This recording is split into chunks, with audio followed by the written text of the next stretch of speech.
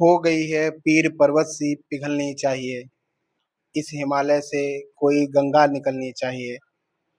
सिर्फ हंगामा खड़ा करना मेरा मकसद नहीं, मेरी कोशिश है कि ये सूरत बदलनी चाहिए।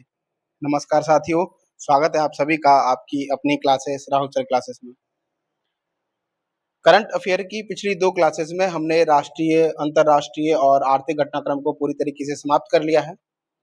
आज की हमारी ये तीसरी क्लास है, जिसमें हम एग्जाम के नजरिए से सबसे महत्वपूर्ण 3 टॉपिक, जिसमें कि विज्ञान घटनाक्रम, महत्वपूर्ण संक्षिप्तियां और खेल कूद को पूरी तरह से कवर करेंगे। तो चलिए अपनी कलम उठाइए और आज के इस बेहतरीन सेशन को शुरू करते हैं।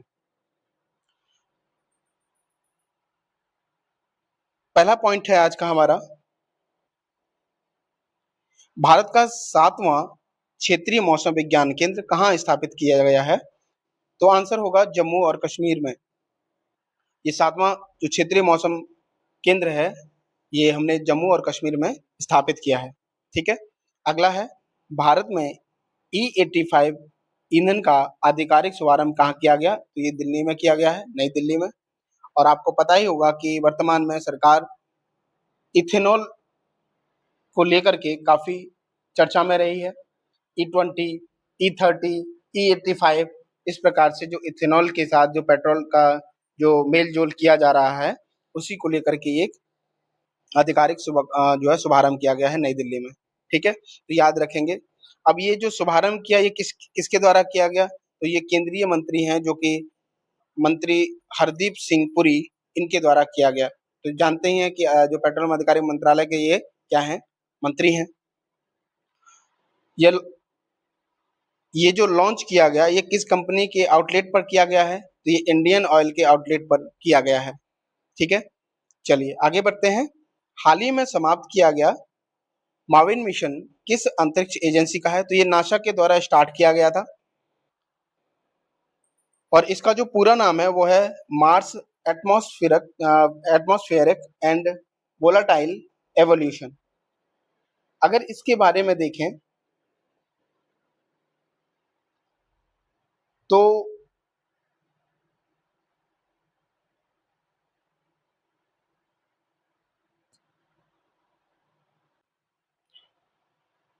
यह माविन जो मिशन है, ये नासा के एक बहुत ही सफल स्पेसक्राफ्ट था, जिसने मंगल ग्रह के चक्कर लगाते हुए वहां के रहस्यों का अध्ययन किया था, उनका पता लगाया था। और जून 2026 में पूरी तरीके से नासा ने ये घोषित कर दिया कि अब ये जो मिशन है वो समाप्त हो चुका है। हुआ क्या था कि दिसंबर 2025 में पृथ्वी से कनेक्शन इसका टूट चुका था, जिसकी वजह से आधिकारिक तौर पे नासा ने इसको कह दिया कि यह मिशन समाप्त हो गया है। ये जो मिशन था, इसको किस काम के लिए जो है किया गया था? तो अरबों साल पहले मंगल ग्रह पर पृथ्वी की तरह ही पानी और जो घना वायुमंडल, ऐसा माना जाता है वैज्ञानिकों के माध्यम से। तो उस समय जो है, उस समय के साथ साथ क्या हुआ कि वहां का जो वायुमंडल था वो, और जो पानी था वो, आपने देखा समय के साथ क्या हुआ कि वो गायब होता हुआ चला गया। मंगल पे जो सूखा ठंडा रेगिस्तान बन गया। तो इसी रहस्य का पता लगाने के लिए 2013 में इस मिशन को लॉन्च किया गया था। ठीक है। अब इसके जो मुख्य काम अगर आप देखें, तो जैसे वायुमंडल के गायब होने की वजह को खोजना, इसमें पता लगाया कि सूर्य से निकलने वाली खतरनाक और जो हवाएं और तूफान है, वो किस तरह मंगल के वायुमंडल को धीरे धीरे उड़ा करके अंतरिक्ष में ले गए। ठीक है, तो इस बात का पता चला। फिर उसके बाद मंगल के जो ऊपरी वायुमंडल की जो स्टडी की गई, इसने मंगल के ऊपरी आसमान और वहां के मौजूद गैसों की परतों का गहराई से अध्ययन किया। ठीक। और इसमें जो डेटा रिले का जो काम था, वो मंगल की सतह पर काम कर रहे नासा के जो रोवर थे ना, उसके सिग्नलों को पृथ्वी तक भेजने के लिए एक कम्युनिकेशन टावर की भूमिका निभा रहा था ये। ठीक है, तो डेटा रिले भी आपसे पूछा जा सकता है। तो अब चूंकि कनेक्शन टूट गया, इस वजह से क्या हुआ कि ये मिशन जो है समाप्त हो गया है। तो इतना याद रहेगा।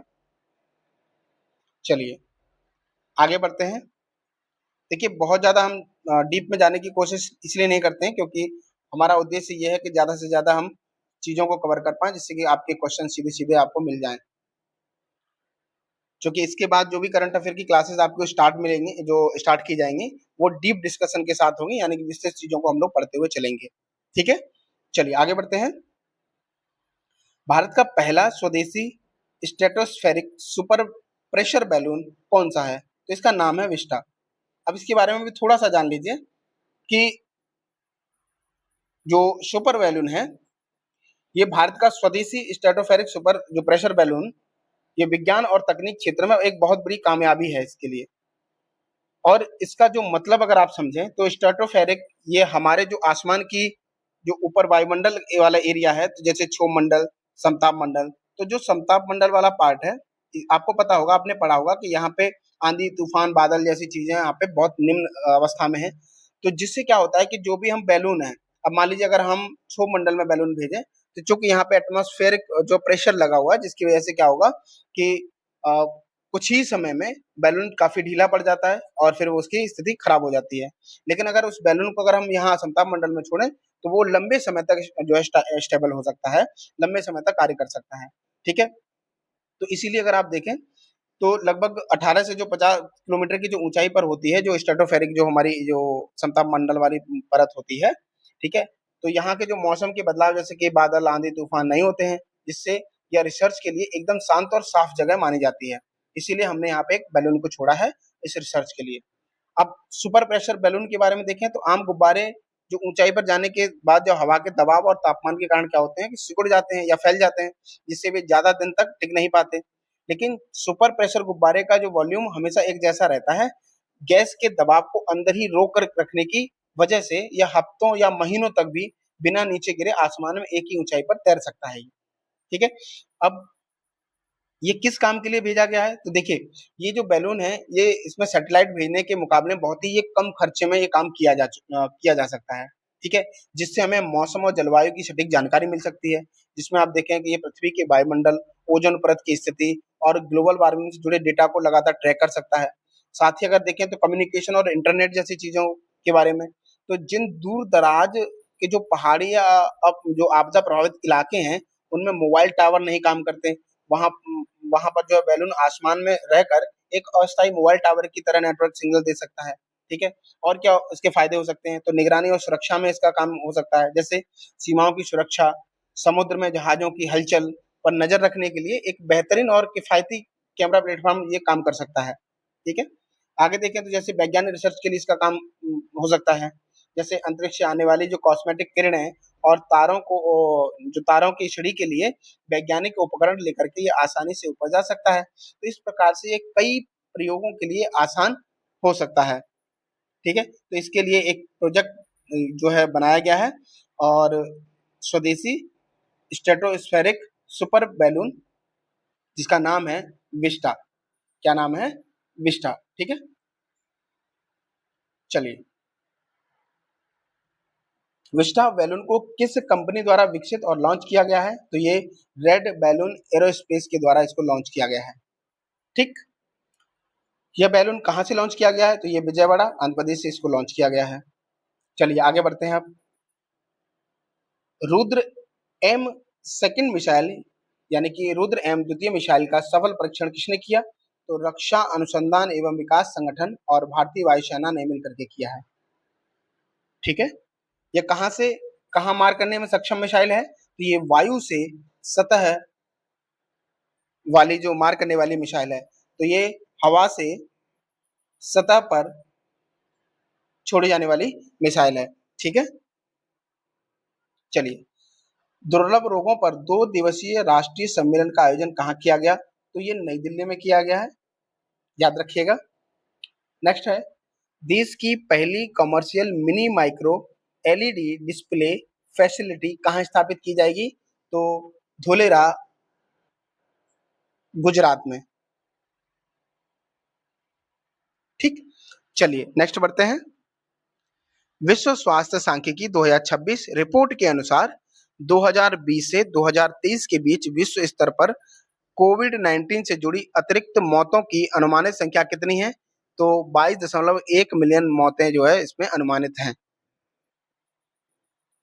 नेक्स्ट है, इस्माइल अंतरिक्ष मिशन किन दो प्रमुख अंतरिक्ष एजेंसियों का एक संयुक्त प्रोजेक्ट है? तो ये चीनी विज्ञान अकादमी और यूरोपीय अंतरिक्ष एजेंसी, इन दोनों का संयुक्त मिशन है ये इस्माइल। ठीक है, इस्माइल का पूरा नाम देखें तो solar wind magnetosphere ionosphere link explorer, ये इसका पूरा नाम है इस्माइल का। ठीक है, चलिए नेक्स्ट। इसरो ने संयुक्त चंद्रयान 5 मिशन के लिए किस देश में प्रक्षेपण स्थल का मूल्यांकन शुरू किया है? तो जापान ने किया है ये। ठीक है, आपके लिए महत्वपूर्ण हो सकता है, याद रखेंगे इसको। चंद्रयान 5 मिशन का आधिकारिक नाम क्या है? तो इसका आधिकारिक नाम है लूनर पोलर एक्सप्लोरेशन मिशन, लूपएक्स इसको बोल सकते हैं आप। ये इसका आधिकारिक नाम है चंद्रयान 5 मिशन का। आगे, भारत का पहला एनोड मटेरियल प्लांट किस राज्य में लॉन्च किया गया है? तो ये पश्चिम बंगाल में लॉन्च किया गया है एनोड मटेरियल प्लांट। कब किया गया? तो अप्रैल 2026 में किया गया है।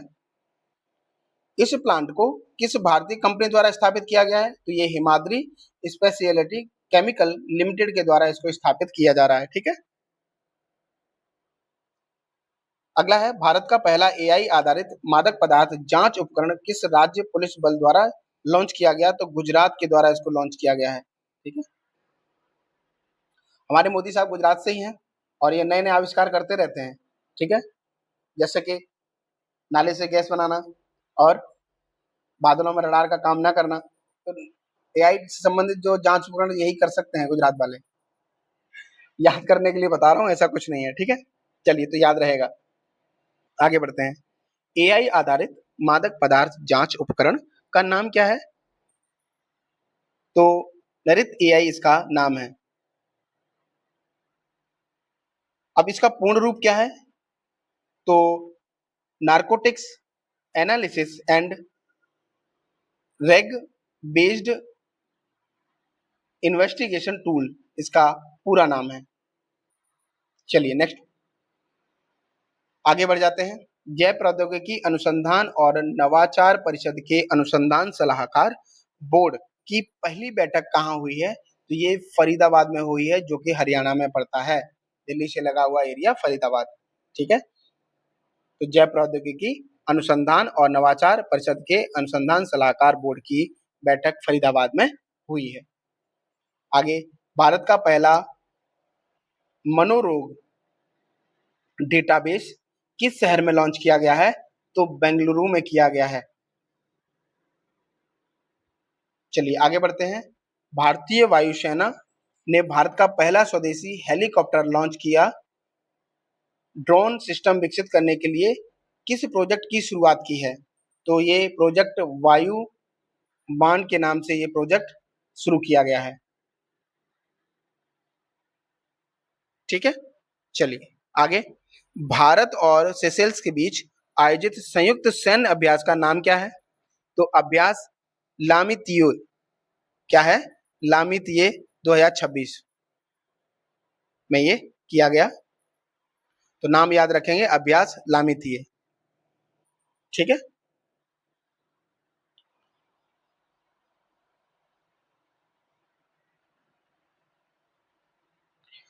आगे, यात्रियों के लिए हाइड्रोजन बसों का संचालन शुरू करने वाला भारत का पहला हवाई अड्डा कौन सा है? तो कोचीन इंटरनेशनल जो है हाइड्रोजन बसों का संचालन शुरू करने वाला भारत का पहला हवाई अड्डा बन गया है। ये महत्वपूर्ण हो सकता है आपके लिए।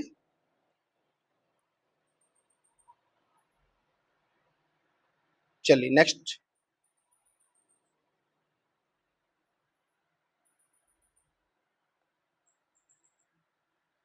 दुनिया का पहला वाणिज्यिक यानी कि निजी स्पेस स्टेशन कौन सा है?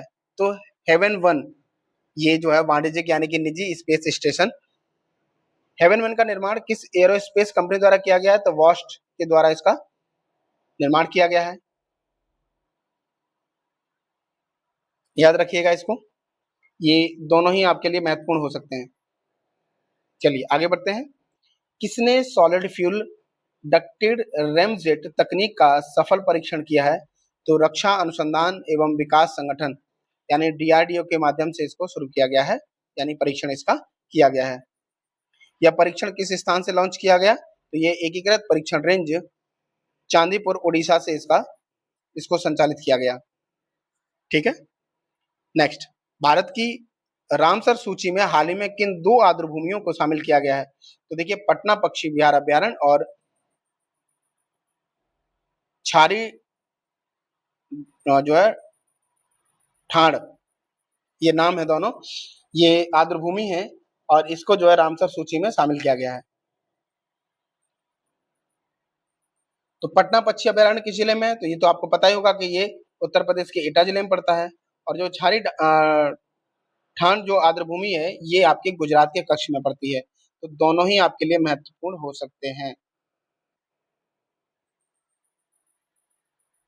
चलिए आगे बढ़ते हैं। बजट 2026-27 में आईएसएम 2.0 के लिए कितनी राशि का प्रारंभिक प्रावधान किया गया है? तो 1000 करोड़ रुपए का जो है प्रावधान किया गया है। अग्नि 3 मिसाइल परीक्षण कहां से किया गया था? तो ये एकीकृत परीक्षण रेंज जो कि चांदीपुर उड़ीसा से किया गया था। अग्नि 3 मिसाइल की किस प्रकार की जो अग्नि 3 मिसाइल है, ये किस प्रकार की मिसाइल है? तो ये इंटरमीडिएट रेंज बैलिस्टिक मिसाइल है ये। ठीक है, यानी कि अपना इसका पथ होता है बैलिस्टिक पथ, आपने पढ़ा होगा। तो ये बैलिस्टिक मिसाइल है अग्नि 3। इस मिसाइल की मारक क्षमता कितनी है? तो 3000 से 3500 किलोमीटर इसकी मारक क्षमता है। अग्नि 3 मिसाइल को किसने विकसित किया? तो डीआरडीओ, जो कि रक्षा अनुसंधान एवं विकास संगठन के द्वारा इसको जारी किया गया।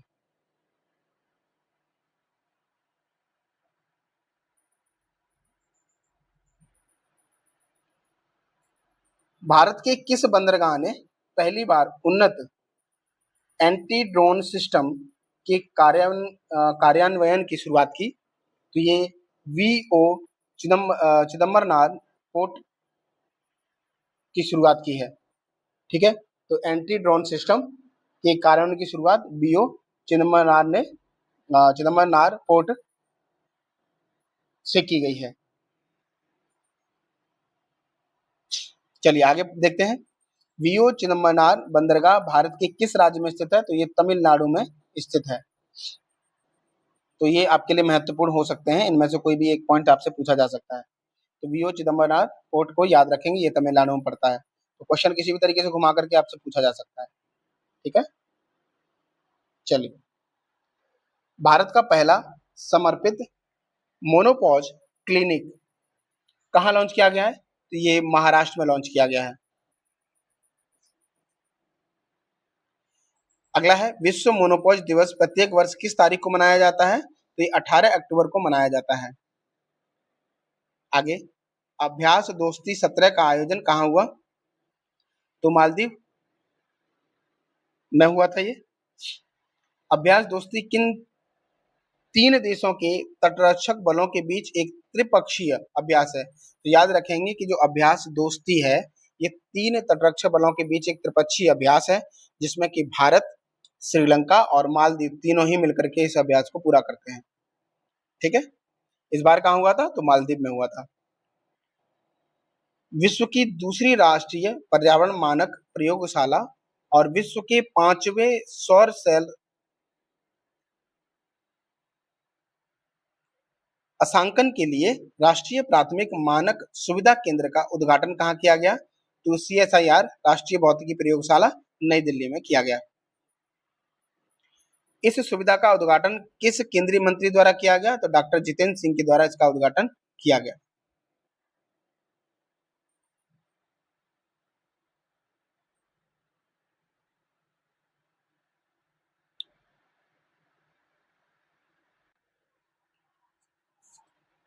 अगला, कंज्यूमर इलेक्ट्रॉनिक्स शो का आयोजन कहाँ किया गया? तो ये 6 से 9 जनवरी 2026 में किया गया, लास वेगास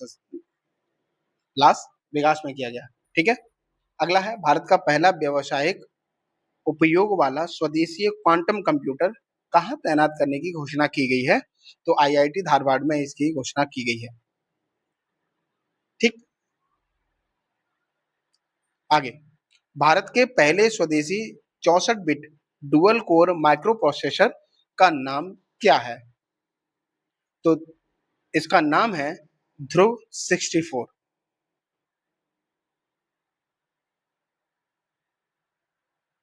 ठीक है, चलिए नेक्स्ट है, ध्रुव 64 माइक्रो प्रोसेसर को किस एजेंसी के द्वारा विकसित किया गया? तो ये सीडेक यानी centre for development of advanced computing के माध्यम से इसको विकसित किया गया। आगे, भारत में ट्रेनों के लिए पहला हाइड्रोजन संयंत्र कहाँ स्थापित किया गया? तो ये जींद जो कि हरियाणा में पड़ता है, यहाँ पे किया गया। अगला, सिलीसेड झील जो हाल ही में रामसर स्थल बनी है, कहाँ स्थित है ये? तो ये अलवर में है, जो कि राजस्थान में पड़ता है। सिलीसेड झील है ये, जो कि रामसर स्थल घोषित की गई है। इसी के साथ रामसर स्थल घोषित कोपरा जलाशय कहाँ स्थित है? इसके साथ एक और जो है झील जो है जलाशय झील है, जो कि रामसर स्थल घोषित की गई है, ये है बिलासपुर छत्तीसगढ़ की। नाम क्या है? कोपरा जलाशय। ठीक है, अगला है, भारतीय खगोलविदों द्वारा खोजी गई स्पाइरल गैलेक्सी का नाम क्या है? तो ये अलकनंदा गैलेक्सी है।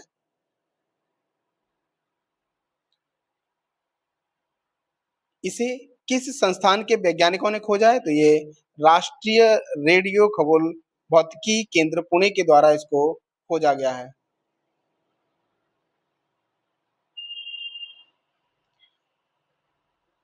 अगला है, पर्यावरण पर क्षेत्रीय सम्मेलन 2025 का आयोजन कहाँ किया गया? तो ये चेन्नई तमिलनाडु में किया गया आयोजन, पर्यावरण पर क्षेत्रीय सम्मेलन। ठीक है, कहाँ हुआ? चेन्नई में।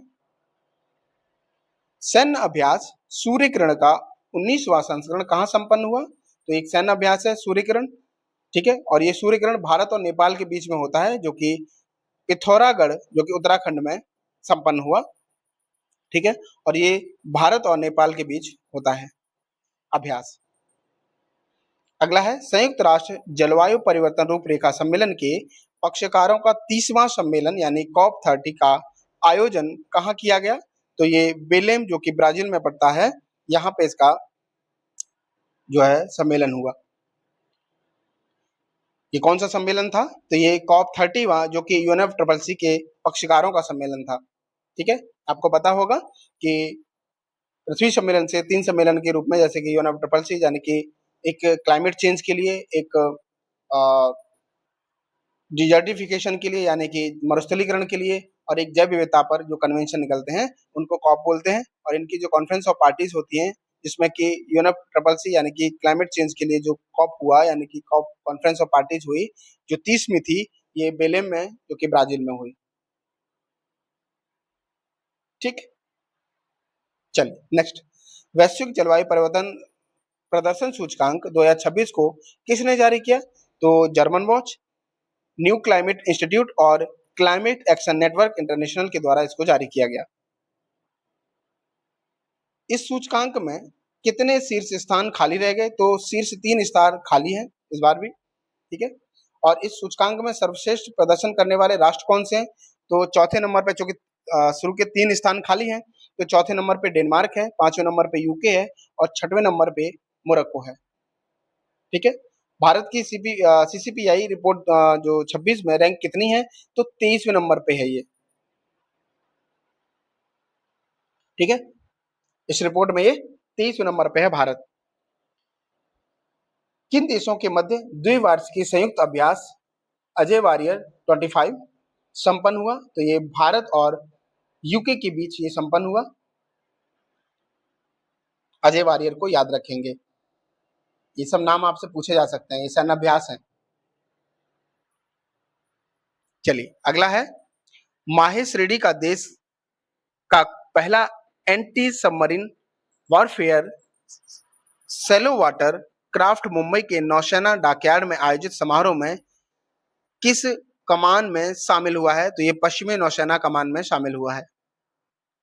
ठीक है, अगला है, एसबीएल श्रृंखला के तीसरे जहाज आईएनएस इक्षक को कहाँ आयोजित औपचारिक कार्यक्रम के दौरान भारतीय नौसेना में शामिल किया गया? तो ये कोच्चि स्थित नौसेना बेस में आयोजित भारतीय नौसेना में शामिल किया गया। किस प्रसिद्ध भारतीय अंतरिक्ष वैज्ञानिक का 100 वर्ष की अवस्था में निधन हो गया? तो डॉक्टर एकनाथ वसंत चिटनिस का 100 वर्ष की अवस्था में निधन हो गया। तो ये आपसे महत्वपूर्ण हो सकता है आपके लिए।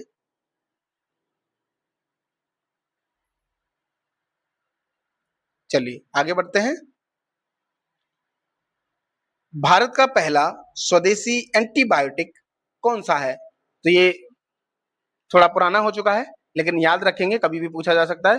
तो नेविथ्रोमाइसिन ये क्या है? एक एंटीबायोटिक है जो कि भारत का पहला स्वदेशी है। जो दवाइयां खाते हैं आप एंटीबायोटिक, ठीक है, तो ये पहला स्वदेशी एंटीबायोटिक है, नेफिथ्रोमाइसिन। अगला है, कौन सा देश ट्रैकोमा को सार्वजनिक स्वास्थ्य समस्या के रूप में समाप्त करने वाला 26वां देश बन गया है? तो हाल ही में फिजी ने ये घोषित किया था कि हम जो है ट्रैकोमा को पूरी तरीके से देश से समाप्त कर चुके हैं। ठीक है, तो याद रखेंगे फिजी। अगला, हिंदुस्तान एरोनॉटिक्स लिमिटेड ने किस रूसी कंपनी के साथ SJ-100 विमान उत्पादन के लिए MOU पर यानी कि मेमोरेंडम ऑफ अंडरस्टैंडिंग पर हस्ताक्षर किए हैं? तो यूनाइटेड एयरक्राफ्ट कारपोरेशन यानी UAC के साथ जो है रूस ने हस्ताक्षर किए हैं MOU पर। यह MOU कहां पर हस्ताक्षरित हुआ? तो ये मोरक्को जो कि रूस में हस्ताक्षरित हुआ। ठीक है, और SJ-100 किस प्रकार का नागरिक विमान है? तो ये ट्विन इंजन नैरो बॉडी वाला एक विमान है। देश का पहला स्वदेशी विमान वाहक पोत कौन सा है? तो INS विक्रांत जो है पहला स्वदेशी विमान वाहक पोत है ये। अगला, हाल ही में जलावतरण की गई तीव्र गति की 2 उन्नत गश्ती नौकाओं के नाम क्या है? तो ICGS अजीत और ICGS अपराजित, ये दोनों ही नाम है। ठीक है,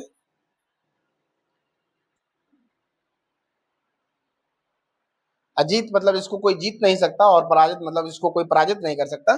ठीक है, तो ये नाम मैं इसलिए बोल रहा हूं कि आपको याद रहे। अगला है, 1000 मेगावाट की नाइंग जल विद्युत परियोजना किस राज्य में प्रस्तावित है? तो अरुणाचल प्रदेश में ये प्रस्तावित है। आगे बढ़ जाए, चलिए। यह परियोजना अरुणाचल प्रदेश की किस नदी बेसिन पर प्रस्तावित है? तो ये श्योम नदी पर प्रस्तावित है। 1000 मेगावाट की नाइंग जल विद्युत परियोजना किस नदी पे, आपसे ऐसे भी पूछा जा सकता है, तो श्योम नदी पर। कहां? अरुणाचल प्रदेश में। ठीक है, चलिए। भारतीय तटरक्षक जहाज अक्षर को हाल ही में कहां कमीशन में शामिल किया गया है? तो कराईकल पुदुचेरी में इसको शामिल किया गया है। नाम याद रखेंगे, अक्षर। अब ये जो भारतीय तटरक्षक जहाज है अक्षर, ये किस श्रेणी के फास्ट पेट्रोल वेसल्स का हिस्सा है? तो ये अदम्य श्रेणी फास्ट पेट्रोल वेसल्स श्रृंखला का ये दूसरा हिस्सा है। ठीक है, चलिए आगे बढ़ जाएं। अक्षर का जो अक्षर है, इस नाम का अर्थ है जो भारतीय तटरक्षक बल के संकल्प को दर्शाता है, तो अविनाशी या अक्षय, इसका अर्थ है ये।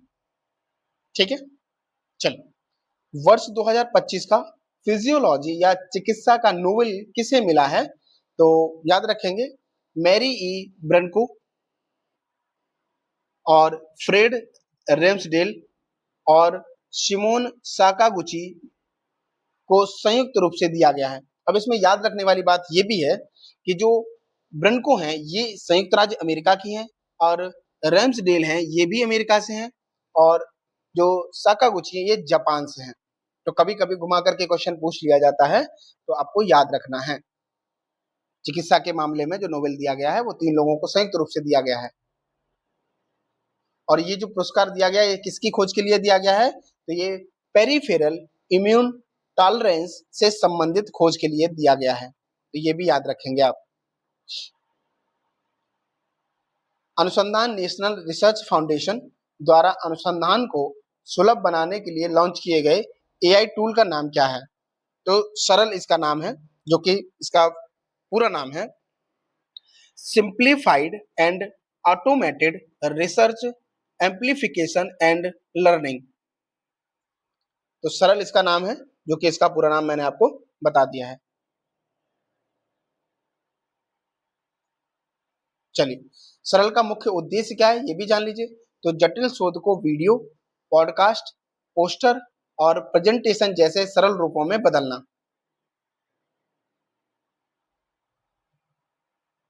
अगला बढ़ जाए। चलिए, युद्ध अभ्यास 2025 का 21वां संस्करण कहाँ आयोजित किया गया? तो ये अभ्यास जो नाम है, ये आयोजित हुआ अलास्का, जो कि संयुक्त राज्य अमेरिका में पड़ता है, यहाँ पे ये आयोजित हुआ। और ये जो सैन्य अभ्यास है, ये भारत और संयुक्त राज्य अमेरिका के बीच होता है। ठीक है। भारत का पहला पोर्ट आधारित ग्रीन हाइड्रोजन पायलट प्रोजेक्ट कहाँ लॉन्च किया गया? तो वीओ चिदम्बरनाथ, जो कि हम पहले ही पढ़ चुके हैं। ठीक है, तूतीकोरिन, तमिलनाडु।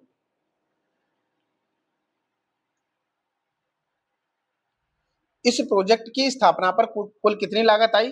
तो 3.87 करोड़ रुपए इसकी लागत आई।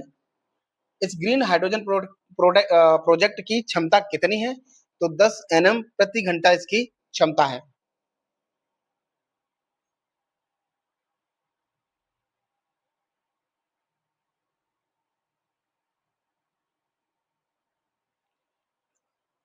दस नैनोमीटर क्यूब प्रति घंटा इसकी क्या है?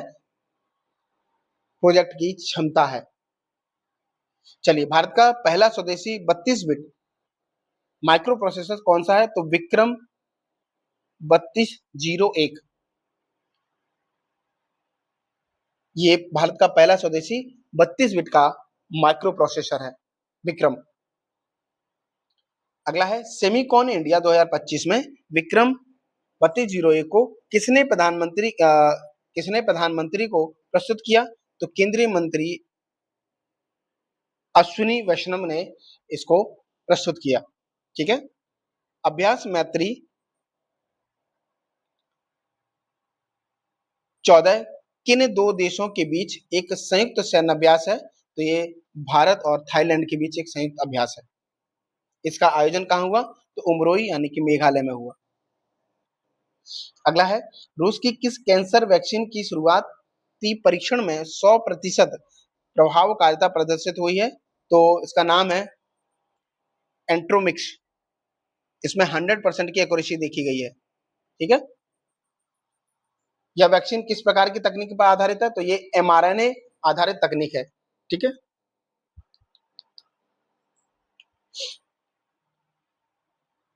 भारतीय तटरक्षक बल और श्रीलंका तटरक्षक बल के बीच 8वीं उच्च स्तरीय बैठक कहाँ आयोजित हुई? तो नई दिल्ली में हुई है। अगला है साइन पहल किस संस्था ने शुरू की है? तो ये भारतीय आयुर्विज्ञान अनुसंधान यानी आईसीएमआर के द्वारा इसको स्टार्ट किया गया है, साइन को। ठीक है।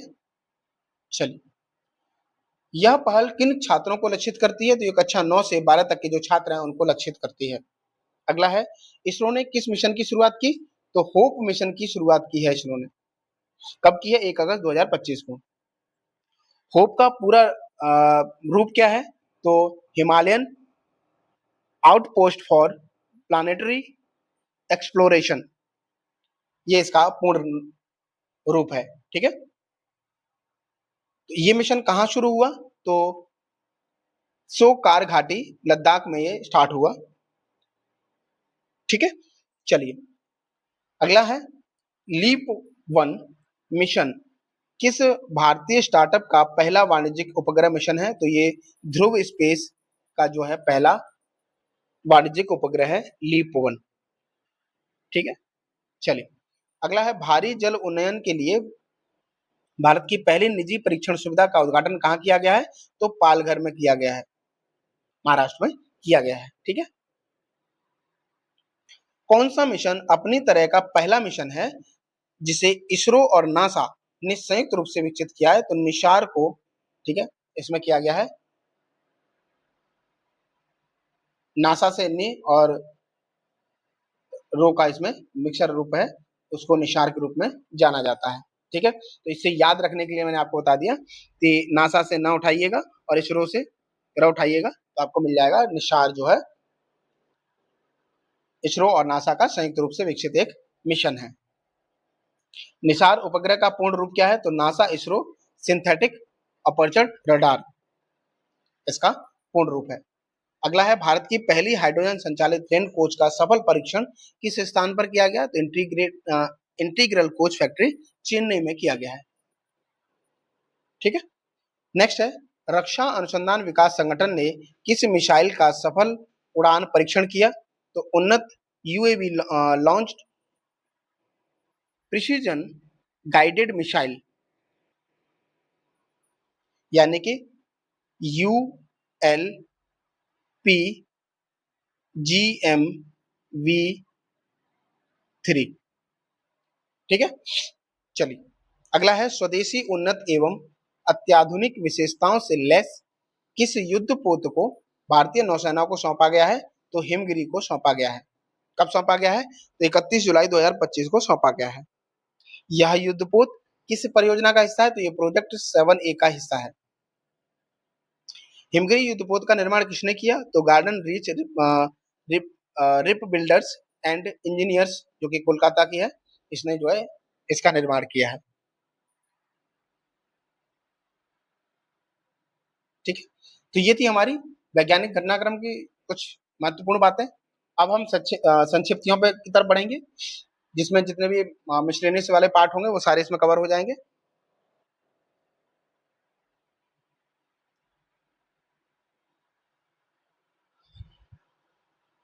तो इसमें पहला है, अंतर्राष्ट्रीय योग दिवस 2026 का मुख्य विषय क्या है? तो योगा फॉर हेल्थी अगेन, ये योग दिवस का क्या है? थीम है, ये विषय है। हाल ही में कहां पर सिंगल यूज प्लास्टिक और कूड़ा फैलाने पर सख्त रोक लगाने का आदेश दिया गया है? तो लद्दाख में ऐसा किया गया है। ठीक है। चलिए, विश्व पर्यावरण दिवस प्रति वर्ष कब मनाया जाता है? तो पर्यावरण दिवस 5 जून को मनाया जाता है। किस संविधान विशेषज्ञ और पूर्व लोकसभा महासचिव का 97 वर्ष की अवस्था में निधन हो गया? तो सुभाष सी कश्यप जी का जो है 4 जून 2026 को निधन हो गया, जो कि 97 वर्ष की अवस्था में। ठीक है। ये संविधान विशेषज्ञ और पूर्व लोकसभा महासचिव भी रहे हैं। अगला है, किस दिग्गज भारतीय फिल्म निर्माता का 76 वर्ष की आयु में मुंबई में निधन हो गया? तो पहलाज निहलानी का जो है निधन हुआ है 4 जून 2026 को। पहलाज निहलानी ने किस संस्था के अध्यक्ष के रूप में कार्य किया था? तो केंद्रीय फिल्म प्रमाणन बोर्ड के रूप में इन्होंने 2015-17 के बीच काम किया था। किन 3 16 वर्षीय भारतीय किशोरों को प्रतिष्ठित द अर्थ प्राइज के वैश्विक विजेता ग्लोबल विनर के रूप में सम्मानित किया गया है? तो याद रखिएगा, विमान छावरिया, एरियाना अग्रवाल और अव्याना मेहता, इनको द अर्थ प्राइज, बहुत बड़ा प्राइज है एक तरीके से देखा जाए तो, कभी चर्चा आपने सुनी भी नहीं होगी, है ना। आजकल की मीडिया तो आप देख ही रहे हैं, जो चीजें बताने चाहिए दिखाने चाहिए, सोशल मीडिया भी, तो वो कहाँ देखने को मिलता है? कुछ अलग ही जो है कंटेंट ट्रेंड, पता नहीं क्या ही चलता रहता है। चलिए, आप वो उधर मत जाइएगा, ये दोनों नाम रखिएगा याद, आपको महत्वपूर्ण है ये। अर्थ प्राइज इनको मिला है। ठीक है। जाकर के आज गूगल सर्च करिएगा कि इन्होंने किस मामले में जो है ये प्राइज जीता है। आगे है, राष्ट्रपति द्रौपदी मुर्मू ने किस राज्य की पुलिस को राष्ट्रपति का निशान प्रदान किया है? तो सिक्किम पुलिस को राष्ट्रपति का निशान जो है इन्होंने प्रदान किया है। बहुत बड़ी उपलब्धि है ये। ठीक है। चलिए, संयुक्त राष्ट्र द्वारा मरणोपरांत डैग हैमरशोल्ड मेडल से सम्मानित किए जाने वाले भारतीय शांति सैनिक कौन से हैं? तो हरभजन सिंह और सुजीत कुमार प्रधान जी जो है सम्मानित किए गए हैं। अगला है, संयुक्त राष्ट्र शांति संरक्षकों का अंतर्राष्ट्रीय दिवस कब मनाया जाता है? तो 29 मई को ये मनाया जाता है। अंतर्राष्ट्रीय मजदूर दिवस कब मनाया जाता है? 1 मई को।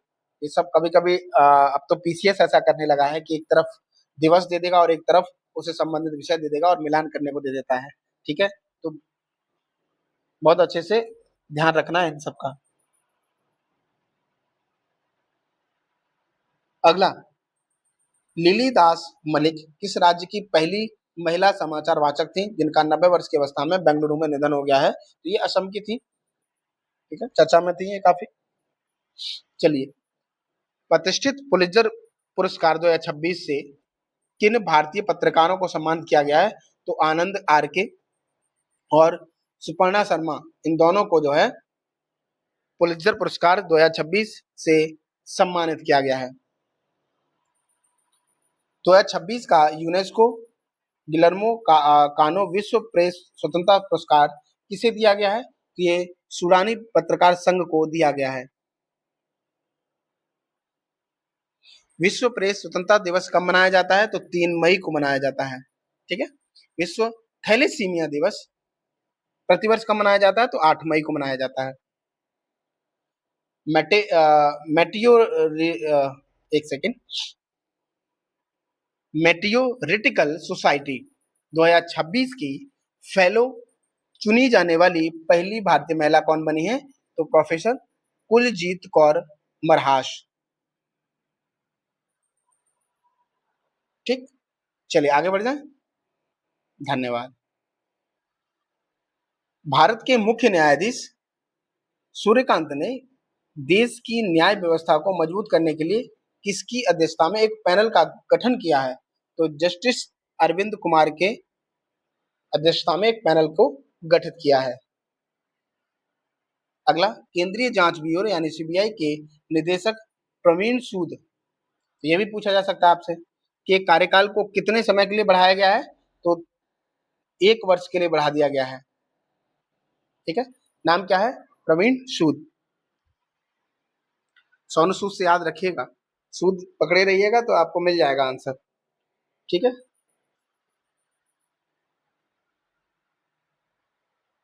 अब ऐसा मत करिएगा कि सोनू सूद भी ऑप्शन में दे दी जाए, प्रवीण सूद भी, तो आप सोनू सूद लगा के आ जाए, तो ऐसा भी मत करिएगा। हालांकि आप बहुत स्मार्ट लोग हैं, टैलेंटेड हैं। चलिए आगे बढ़ते हैं। हाल ही में प्रधानमंत्री नरेंद्र मोदी को स्वीडन द्वारा कौन सा सर्वोच्च राजकीय सम्मान प्रदान किया गया? तो royal order of the polar star commander grand cross. ठीक है, प्रधानमंत्री मोदी जी को नॉर्वे द्वारा कौन सा सम्मान प्रदान किया गया? तो grand cross of the royal Norwegian order of merit. ठीक है, ये दोनों पहले शायद हम लोग बात कर चुके हैं इस पर, तो याद रखिएगा, कभी कभी पूछ लिया जाता है।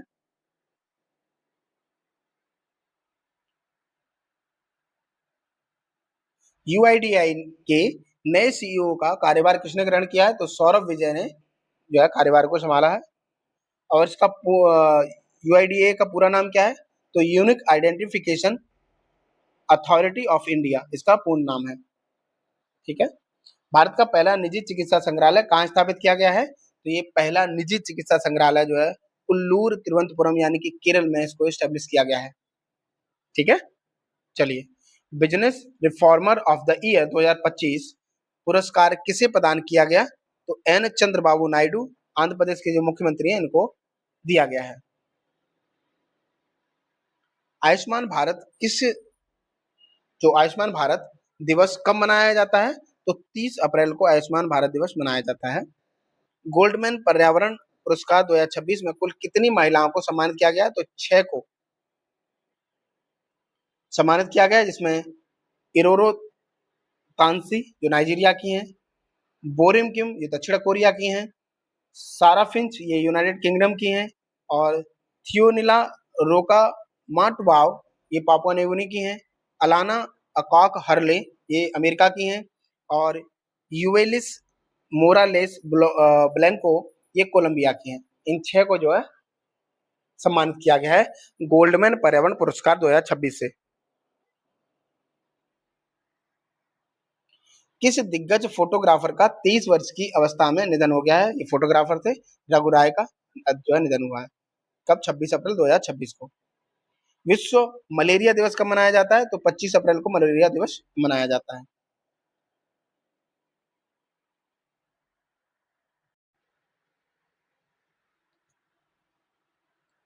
अगला है, प्रधानमंत्री नरेंद्र मोदी ने मेरठ को प्रयागराज से जोड़ने वाली 594 किलोमीटर लंबे किस एक्सप्रेस कंट्रोल्ड ग्रीनफील्ड एक्सप्रेसवे का उद्घाटन किया है? तो गंगा एक्सप्रेसवे का उद्घाटन किया है। ठीक है, और ये जो एक्सप्रेसवे का उद्घाटन कहाँ से हुआ है? तो ये हरदोई उत्तर प्रदेश से हुआ है। गंगा एक्सप्रेसवे में कितनी लेन है? तो 6 लेन है प्रारंभिक रूप में। ठीक है, और इस एक्सप्रेसवे को अधिकतम कितनी लेन तक विस्तारित किया जा सकता है? तो 8 लेन तक इसको विस्तारित किया जा सकता है। अगला है, किस मशहूर गायिका का 92 वर्ष की अवस्था में निधन हो गया?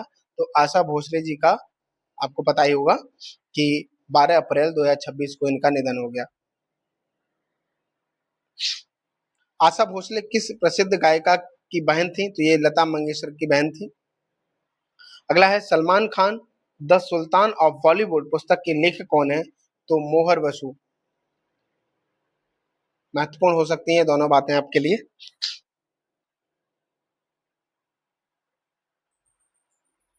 सब पर राम तपस्वी राजा पुस्तक के लेखक कौन है? तो आशुतोष अग्निहोत्री इस पुस्तक के लेखक हैं। ठीक है, ये भी ध्यान रखिएगा, इसको भी पूछा जाने की संभावना बनी रहेगी, तो इसको भी अच्छे से पढ़ के जाइएगा। चलिए आगे बढ़ते हैं। राष्ट्रीय पिछड़ा वर्ग आयोग का नया अध्यक्ष किसे नियुक्त किया गया है? तो साध्वी निरंजन ज्योति को सीबीसी का नया अध्यक्ष नियुक्त किया गया है। ठीक है, राष्ट्रीय पिछड़ा वर्ग आयोग। अगला है, एबेल पुरस्कार 2026 किसे प्रदान किया गया है? ये गर्ल्ड फास्टिंग्स को प्रदान किया गया है, ये जर्मनी के हैं। 35वां सरस्वती सम्मान 2025 किसे प्रदान किया गया है? तो राम कुमार मुखोपाध्याय जी को ये प्रदान किया गया है, 35वां सरस्वती सम्मान। इसको याद रखने के लिए ये कि सरस्वती बोलते हैं ना कि आपके जीव पे सरस्वती बैठी हो, है ना, तो मुख में सरस्वती बैठी हो, तो मुखोपाध्याय याद रखेंगे आप। राम कुमार नाम भी अच्छा है, राम कुमार। चलिए आगे बढ़ते हैं।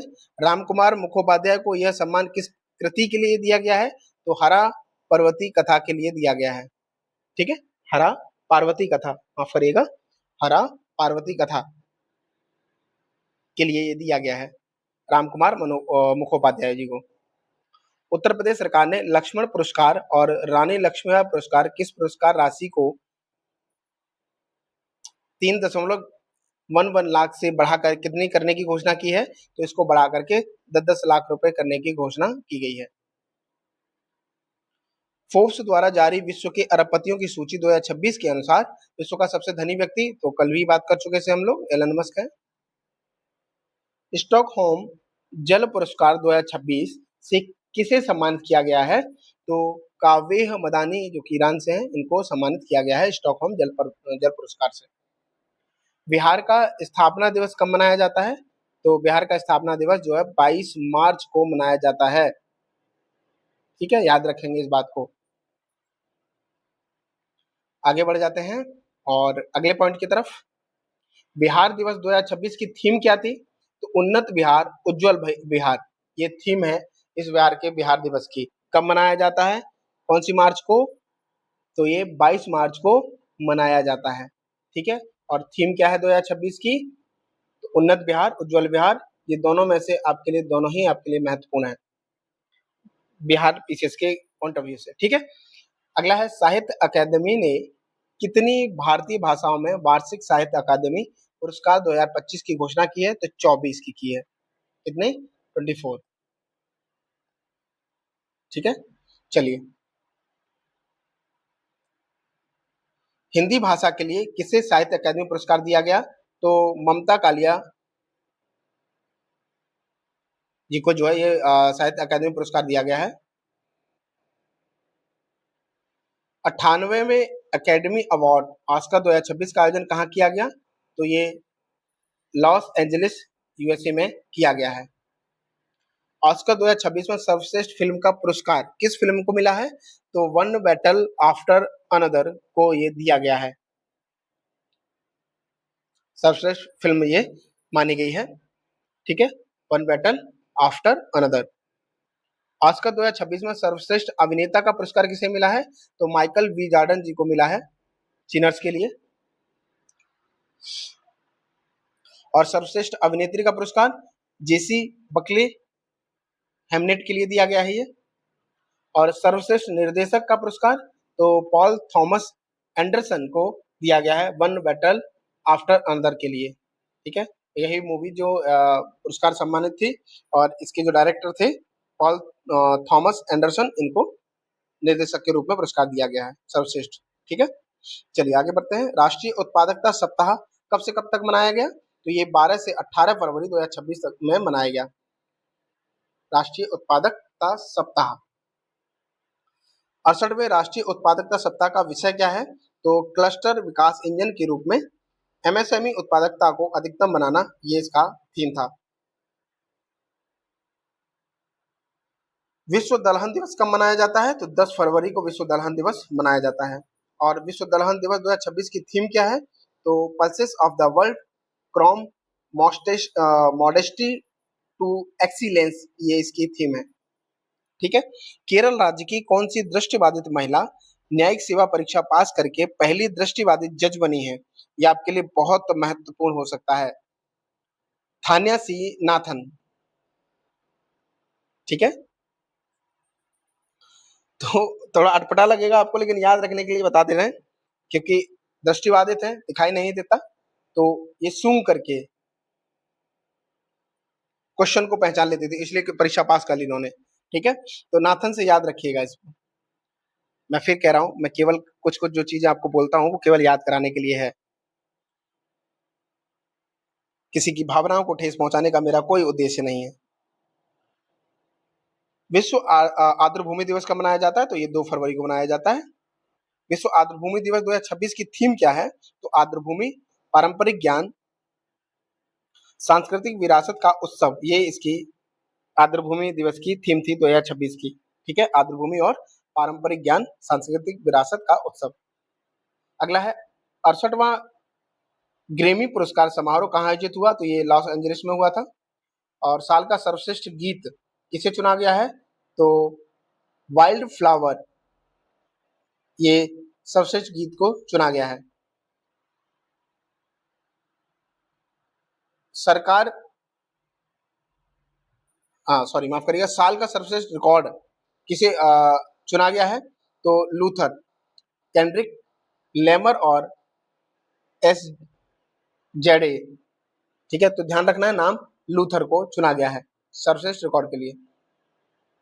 भारतीय शिक्षिका रूबल नागी को कौन सा पुरस्कार प्रदान किया गया है? तो रूबल नागी जी को ग्लोबल टीचर प्राइज 2026 से सम्मानित किया गया है। और ग्लोबल टीचर प्राइज की पुरस्कार राशि कितनी है? तो $10 लाख है। डॉलर है, रुपए नहीं। अगला है, सदगुरु जग्गी वासुदेव ने महाशिवरात्रि के अवसर पर किस पुरस्कार की शुरुआत की?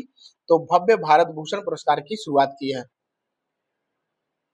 सदगुरु जग्गी वासुदेव ने। किस ओडिया सिंगर का 73 वर्षीय अवस्था में निधन हो गया? तो गीता पटनायक का जो है निधन हो गया, चर्चा में थे काफी। राष्ट्रीय वस्त्र मंत्रियों का सम्मेलन कहाँ आयोजित हुआ? तो गुवाहाटी में हुआ, असम में। ठीक, कब हुआ? ये 8 से 9 जनवरी 2026 को हुआ। सम्मेलन का आयोजन किसने किया था? तो वस्त्र मंत्रालय ने असम सरकार के सहयोग से किया था। और इस सम्मेलन की थीम क्या थी? तो भारत का वस्त्र विकास, विरासत और नवोन्वेषण का संगम, ये इसकी विषय थीम थी। अगला है, the land and the shadows के मूल लेखक कौन है? तो पेरुमल मुरुगन जी इसके लेखक हैं। The land and the shadows का अंग्रेजी अनुवाद किसने किया? तो गीता सुब्रमण्यम ने इसका अनुवाद किया है। ठीक है, याद रखिएगा। अगला है, लोकपाल दिवस कब मनाया जाता है? तो 16 जनवरी को लोकपाल दिवस मनाया जाता है। किस अमेरिकी माइक्रोलॉजिस्ट को टाइलर पुरस्कार 2026 से सम्मानित किया गया है? तो टोबी कियर्स को सम्मानित किया गया है। उत्तर प्रदेश के राज्यपाल के आवास का नया नाम क्या रखा गया है? यूपी के पॉइंट ऑफ व्यू से महत्वपूर्ण हो सकता है, जो कि चर्चा में मिला नहीं होगा आपको जल्दी। ठीक है, तो उसका नाम कर दिया गया है जन भवन। विश्व का सबसे बड़ा अखंड शिवलिंग बिहार के किस जिले में स्थापित किया गया है? तो पूर्वी चंपारण में ये स्थापित किया जा रहा है अखंड शिवलिंग बिहार।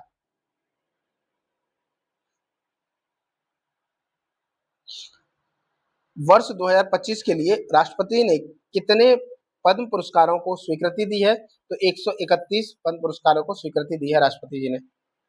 पद्म पुरस्कार कितनी श्रेणियों में से प्रदान किए जाते हैं? तो 3 श्रेणियों में, पद्म विभूषण, पद्म भूषण और पद्मश्री। अगर क्रम वाइज अगर इसको देखना चाहें तो सबसे बड़ा जो नाम होगा पद्म विभूषण, तो सबसे बड़ा है, उसके छोटा फिर भूषण है, फिर उसके बाद पद्मश्री है। ठीक है, आगे बढ़ते हैं। वर्ष 2026 में कितने पद्म विभूषण पुरस्कार घोषित किए गए हैं? तो ये 5 हैं। ठीक है, अगला है पद्म पुरस्कार 2026 की सूची में कितनी महिलाएं शामिल हैं? तो 19 महिलाएं शामिल हैं टोटल में।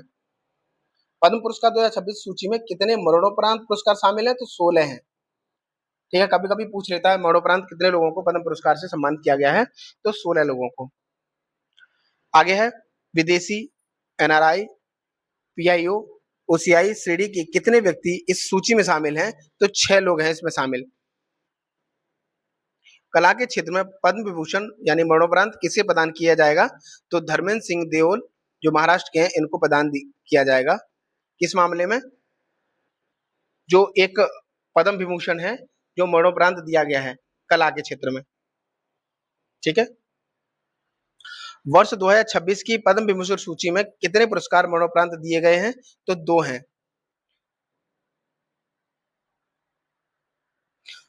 पद्म विभूषण जो है 2 लोगों को दिए गए हैं जो मरने के बाद दिए गए हैं। उनमें पहले हैं कला के क्षेत्र में पद्म विभूषण जिनको दिया गया है धर्मेंद्र सिंह देओल जो महाराष्ट्र के हैं। ठीक है, अगला है 27 वर्षीय कैप्टन हंसजा शर्मा ने किस उपलब्धि से इतिहास रचा है? तो इन्होंने भारतीय सेना की पहली महिला रुद्र हेलीकॉप्टर पायलट बनकर के इन्होंने इतिहास रच दिया है। ठीक है, तो ये तीनों ही पॉइंट आपके लिए महत्वपूर्ण हो सकते हैं।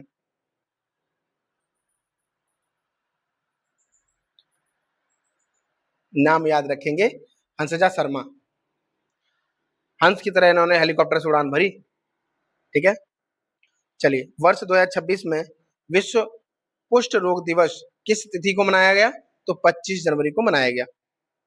विश्व कुष्ठ दिवस रोग दिवस 2026 का विषय क्या है? तो कुष्ठ रोग का इलाज संभव है, असली चुनौती तो इसे जुड़ा कलंक है, ये इसकी विषय है। ठीक है, थीम है ये। अगला है राष्ट्रीय युवा दिवस कब मनाया जाता है? तो 12 जनवरी को राष्ट्रीय युवा दिवस मनाया जाता है। प्रवासी भारतीय दिवस का कब मनाया जाता है? तो ये 9 जनवरी को मनाया जाता है। विश्व प्रख्यात पर्यावरणविद का 83 वर्ष की अवस्था में निधन हो गया, जो कि 7 जनवरी 2026 को हुआ था। माधव गाडगिल जी का ये निधन हो गया। ठीक है, ये पर्यावरणविद थे। अगला है परमाणु ऊर्जा नियामक बोर्ड का अध्यक्ष किसे नियुक्त किया गया है? तो AK बाला सुब्रमण्यम जी को नियुक्त किया गया है। ठीक, वैश्विक परिसर दिवस कब मनाया जाता है? तो 1 जनवरी को वैश्विक परिवार दिवस, सॉरी माफ करिएगा, वैश्विक परिवार दिवस 1 जनवरी को मनाया जाता है। उपराष्ट्रपति CP राधाकृष्णन ने भारत